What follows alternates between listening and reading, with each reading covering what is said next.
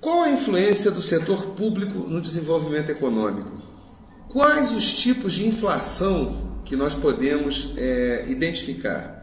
Eu sou Antônio Marcelo Jackson, nós estamos no videopapo sobre macroeconomia e para responder a estas e outras perguntas, nós temos aqui no programa de hoje, o professor Wilson José, o Wilson que é formado em Economia e Matemática com mestrado em Engenharia de Produção e professor da Universidade Federal de Ouro Preto.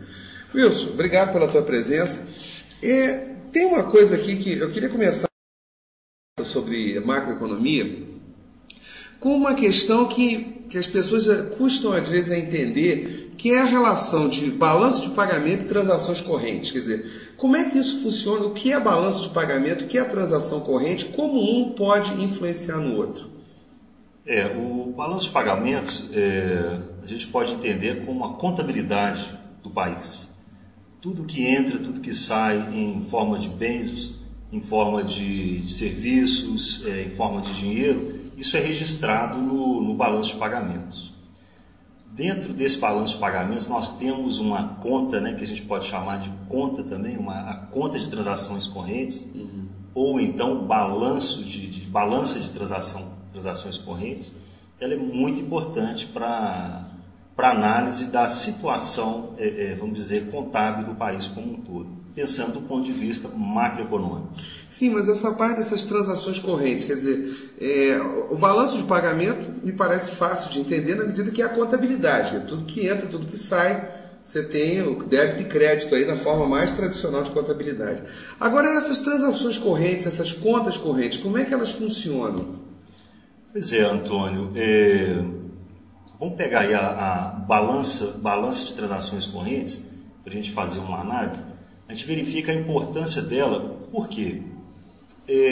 Através do resultado, do saldo de balança de transações correntes, a gente pode saber se o país ele vai necessitar de poupança externa para fazer jus aos dispêndios internos domésticos, Então, se você pega lá, balança de transações correntes, você pode facilmente acessar o site do Banco Central, aí você vai ter um parâmetro geral disso.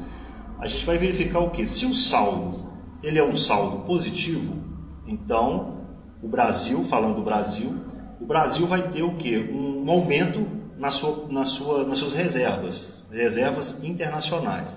Então, se for positivo, o Brasil não precisará da poupança externa para financiar os dispêndios domésticos.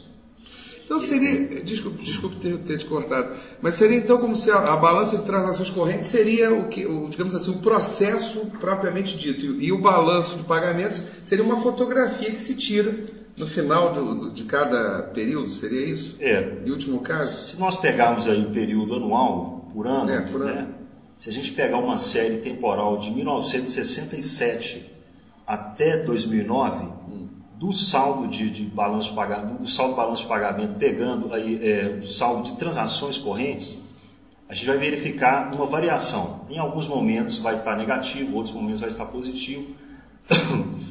E aí você vai ter o balanço de pagamentos vai te dar um retrato da contabilidade do Brasil. Sim. É claro, deixa eu frisar de uma outra maneira, o saldo do balanço de pagamentos vai significar para a gente um aumento de reservas internacionais ou uma necessidade de buscar dinheiro ao FMI, por exemplo. No caso atual, agora pensando, você estava falando aqui de fotografias, e você falou de uma série histórica de 67 a 2000. Bom, a gente sabe dois grandes momentos do Brasil. Quer dizer, o primeiro, ele é ele deve ao FMI, ele busca sistematicamente empréstimos ao FMI. No momento atual, a coisa de uns poucos anos para cá, mas aí já escaparia um pouco dessa série histórica que você fechou com 2000, no ano de 2000, o Brasil passa a ser credor do FMI. As pessoas, algumas levam na brincadeira. Eu queria que você explicasse um pouquinho isso, quer dizer, essa situação, o Brasil ser credor. Isso significa, então, que as reservas, então, essa poupança externa está positiva, isso é bom, isso é mal? Como é que fica isso? Pois é, Antônio, é claro que o saldo de transações correntes, ele estando positivo, o que acontece? Então significa que o país não está precisando da poupança externa. É claro que o saldo de transações correntes estando negativo, também não é, vamos dizer assim, o país está perdido. Porque se o saldo de transações correntes estiver negativo, significa que o Brasil precisa, falando do Brasil, ele precisa de dinheiro externo, de fora do país, para poder para fechar essa contabilidade. Né? Então vamos dizer aí, está com um déficit de 23 bilhões negativos em transações correntes. Então o país tem que buscar esses 23 bilhões no mercado externo, fora do Brasil. Ou então ele fazer jus às suas reservas internacionais, retirar das reservas internacionais esses 23 bilhões para fechar a contabilidade.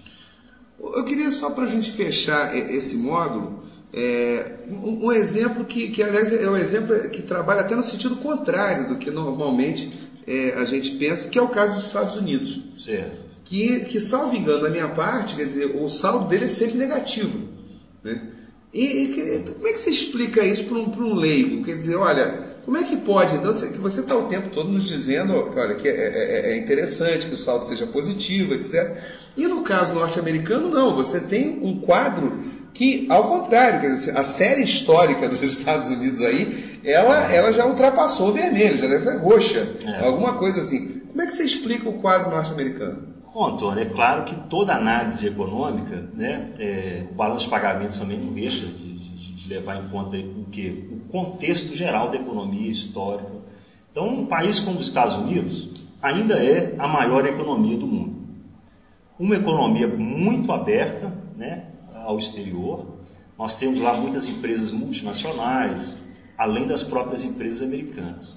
Então, para a economia americana, quando ela tiver, vamos colocar aí, saldo de transações correntes negativo, ele então, o que a gente entende? Ele precisa de dinheiro externo. Para os Estados Unidos, isso é muito tranquilo, porque todas as outras economias querem investir na economia norte-americana. O dólar, então, como moeda de comércio internacional, é o que sustenta esse processo? Bom, aí o dólar, é claro que o fato do dólar ser uma moeda norte-americana e ser uma moeda de transação internacional, isso favorece muito a condição norte-americana, da economia norte-americana, favorece ela ter esses saldos negativos de maneira contumaz, né?